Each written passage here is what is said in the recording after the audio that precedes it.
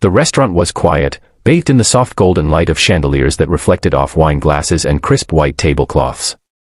It was one of those places where people whispered instead of talked, where laughter sounded like an interruption. Yet, that night, the silence at one table told a story louder than any noise ever could. A man in his early 30s sat nervously, his fingers fidgeting with the edge of the menu. Across from him sat a woman, her head slightly bowed, her breathing uneven. They were both victims of something cruel, though only one of them knew it. Before we go further, if you believe in kindness, second chances, and the beauty of hearts over appearances, take a moment to like, comment, share, and subscribe to Kindness Thread. It helps us spread the stories that remind the world what humanity truly means. His name was Ethan, a single dad who had been through more in 5 years than most people go through in a lifetime. After losing his wife to cancer, he had raised his 6-year-old daughter, Lily, all on his own. Life hadn't been kind, juggling 2 jobs, school runs, and endless bills, but Ethan still carried a quiet grace about him.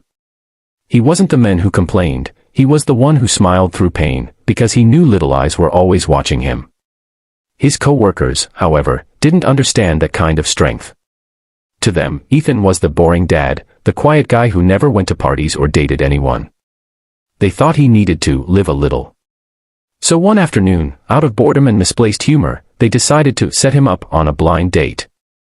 What Ethan didn't know was that it was all a cruel prank, a joke they would record to share in their group chat.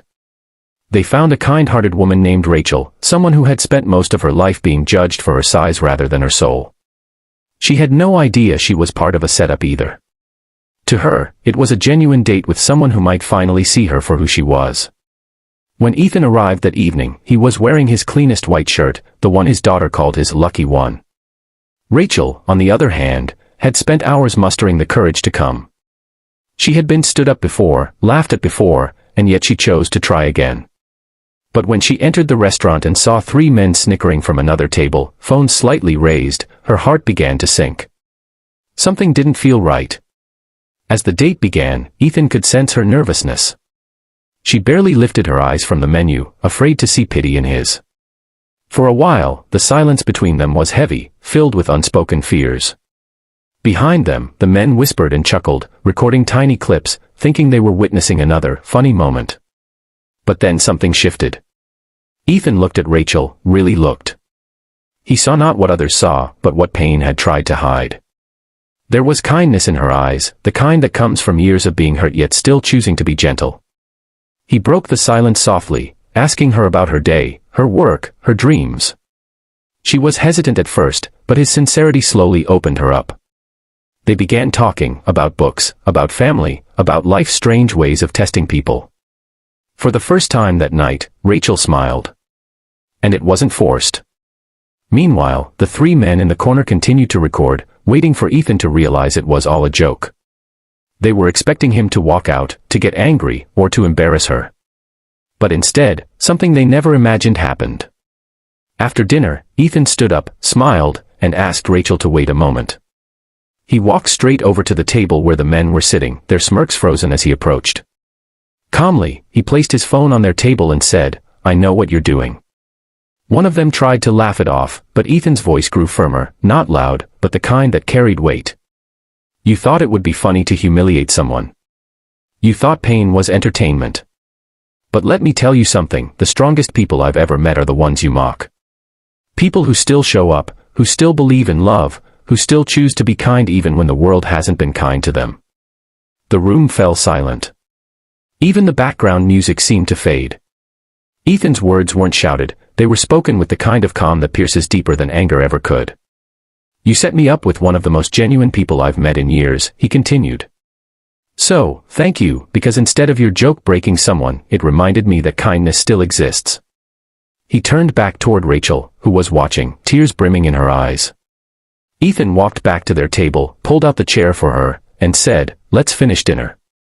I think I'd rather focus on someone real than on people who've forgotten what that means." The men behind him sat speechless, their laughter long gone. One of them lowered his phone, shame washing over his face. What began as a cruel setup had turned into something far greater. Rachel couldn't stop her tears, not out of sadness, but because for the first time in years, someone had seen her worth without judgment. Ethan smiled gently and told her, "You know, my daughter always says beauty is what makes people feel safe. I think she's right." The evening went on, no longer awkward or heavy. They talked for hours, realizing how much they shared, not just pain, but resilience. Two people who had been broken by life, finding pieces of hope in each other's words. By the end of the night, Ethan asked if he could see her again, and Rachel said yes with a trembling smile. Outside the restaurant, as they said goodbye under the streetlight, the three men who had mocked them earlier quietly deleted the video from their phones. The laughter that had once filled their group chat was replaced by silence, and, eventually, guilt. Ethan walked home later that night, thinking about how strange life could be. A cruel joke had led to something genuine, and maybe that was the universe's way of teaching a lesson, not just to the men who had laughed, but to everyone watching. The next morning, he told his daughter about the dinner. Little Lily listened wide-eyed, then said softly, "Daddy, I think Mommy sent her to us." Ethan smiled, holding back tears. Maybe she had. Weeks later, Ethan and Rachel met again, and again after that. What started as a prank turned into something beautiful, a bond built not on appearances, but on understanding. And when those same men saw them together months later, walking hand in hand with little Lily, they realized that the joke had been on them all along. If this story touched your heart, please take a moment to like, share, and subscribe to Kindness Thread, because the world needs more reminders that kindness is never wasted, and love always finds a way back. Before you go, comment below. Speech balloon: kindness is stronger than cruelty. Because sometimes, a cruel setup becomes the beginning of a beautiful story that changes everyone involved, forever.